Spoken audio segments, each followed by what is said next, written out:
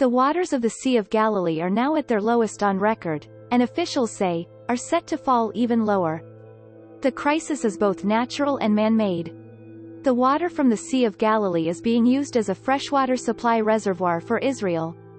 The waters of lake are channeled throughout Israel through giant pipes, large-scale pumps, canals and artificial lakes. On average, 1.7 million cubic meters of water is drained per day from the lake, or 400 million cubic meters per year. The local newspaper record that the water level had receded to dangerously unsustainable levels, and it is predicted that moving forward in time will see the further depletion of the lake. The consumption levels have superseded the natural replenishment of water. Israel's rapidly growing population adds to the need for the new water infrastructure project, he said. Every 30 years we double the population. Without this project, it would be an awful situation. This year, we only pumped 20 million cubic meters, but the lake is in a very bad state, said Gavati. Both the Dead Sea and the Jordan have also suffered from overuse. At the Water Ministry, blame for its condition is placed on 5 years of drought. But climatic factors alone are inadequate to explain the record shrinkage of the Sea of Galilee, wrote Michael Wine, Alon Rimmer and Jonathan Lerone, researchers at Israel's Ben-Gurion University.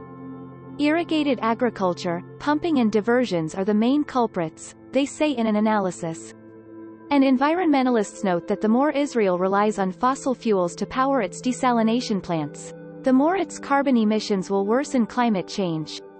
Israel's average temperature has risen by 2 degrees Celsius over the past 2 decades, said Noam Hafon, a researcher at the Israel Meteorological Service.